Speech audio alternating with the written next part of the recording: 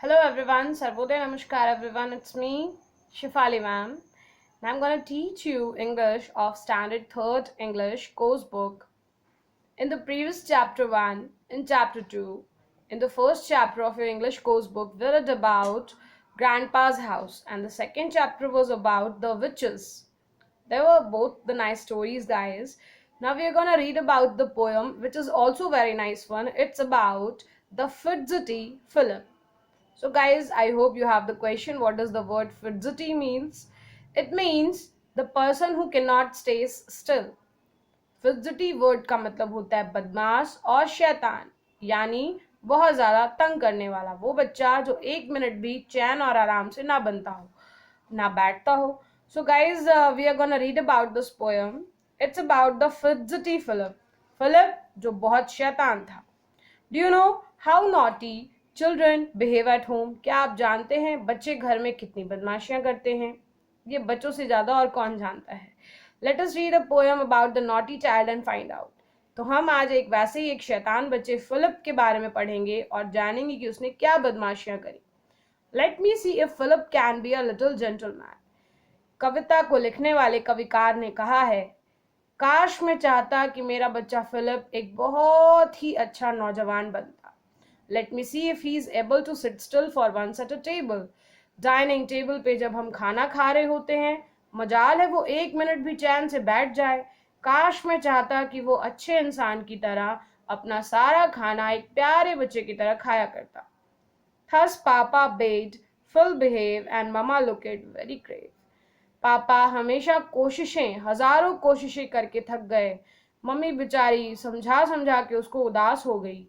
But fidgety Phil, he won't sit still. Phil यानी Philip का छोटा नाम, प्यार से उसकी बहन उसको फिल बुलाती है. मेरा भाई फिल जो एक मिनट भी चैन नहीं लेता. बदमाश फिल, उसे क्या पड़ी थी, वो तो आराम से अपने मस्ती में, अपनी शैतानी और बदमाशी में लगा रहता था. कभी भी स्टिल नहीं होता था, चैन से बैठता ही नहीं था. ही wriggles एंड गिगल्स. वो खाने के टेबल पे या तो कुर्सियां हिलाएगा जोर जोर से, या बेवजह ही हंसता रहेगा. And then I declare swings backwards and forwards. वो ऐसे चेयर पे मतलब शैतानियां करता था जैसे वो झूला होती है. कभी उसे आगे झुका दे, कभी वो उसे पीछे ले जाए. And tilts up his chair. कभी गुस्से में आके अपनी कुर्सी उठा के पटक दे. Just like any rocking horse. आपको लगता है ना जैसे बचपन में हम वो फेयर में झूले में बैठते थे, मेले में जाते थे तो घोड़े वाला झूला होता था जो कभी आगे और पीछे जाता था. फिलिप भी बिल्कुल अपनी उस कुर्सी को वैसे ही घुमाता है. Philip, I am getting cross. पापा गुस्से में डांटते थे, तुम्हारे कारण पूरा टेबल हिल रहा है, अच्छे से बैठ जाओ. See the naughty restless child growing still more rude and wild. देखिए इस बदमाश बच्चे को, शैतान जंगली बिल्ली की तरह ये हरकतें करता है. एक मिनट भी चैन से नहीं बैठता. till his chair falls over quite. जब तक कि उसकी कुर्सी भड़ाम से नीचे न गिर जाए वो चैन ही नहीं लेता. Philip screams with all his might. और कुर्सी गिरी नहीं कि जोर जोर से ताकत लगा के चिल्लाता है. Catches up the cloth but then that makes matters worse again. हुआ यूं, फिलिप डाइनिंग टेबल पे बैठा, उसकी कुर्सी गिरी, उसने डाइनिंग टेबल के कपड़े को पकड़ा, लेकिन कुछ बहुत ही बुरा हुआ. क्या हुआ भाई? Down upon the ground they fall, glasses, plates, knives, forks and all. अभी डाइनिंग टेबल की कुर्सी के उस चेयर को गिरने से रोकना था, लेकिन फिलिप नहीं रोक पाया. बदमाशी के कारण कुर्सी गिरी. इसने टेबल के कपड़े को खींचा, साथ में सारी प्लेट्स, खाने के सारे सामान, सारे चम्मच, कांच की सारी कटोरियां गिर के टूट गईं. साथ में सारा खाना भी बर्बाद हो गया. How mama did fret and frown.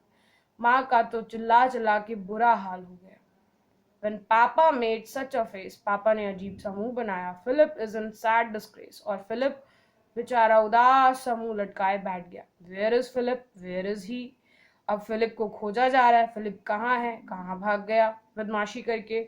Fairly covered up you see, cloth and all lying on him. बेचारा फिलिप तो नीचे जमीन पे गिरा, उसके ऊपर टेबल क्लॉथ गिरा डाइनिंग टेबल का. What a terrible thing to do. वो सीन तो देखने ही वाला था. Dishes, glasses snapped in two. सारी की सारी कटोरियां दो भाग में, गिलास टूट के दो भाग में. Philip, this is cruel work. Philip, तुमने बहुत गलत किया. Philip, this is cruel work. Table also bare and ah. पूरा टेबल अजीब सा हो गया था. खाना पूरा पसर गया था. पुअर पापा एंड पुअर मम्मा. पापा और मम्मी का तो बुरा हाल था. Look quite cross and wonder how they shall have their dinner now. अब मैं जो फिलिप की बहन हूँ ये सोच के परेशान हूँ कि आज रात के डिनर में हम खाएंगे क्या. सारा का सारा डिनर तो फिलिप के ऊपर गिरा है. उसके नीचे फिलिप दबा पड़ा है, उस पर डाइनिंग क्लॉथ है. अब हम क्या खाएंगे रात भर. फिरजती फिलिप के कारण हमारा पूरा डिनर र्यून अप हो गया. लिखने वाली लेखिका कवियत्री का नाम है हिनरिच हॉफमैन. ये इन्होंने अपने भाई के ऊपर लिखी है स्टोरी. बहुत ही अच्छी और बहुत अच्छे तरीके से इनके बारे में पढ़ते हैं अबाउट द पोएट.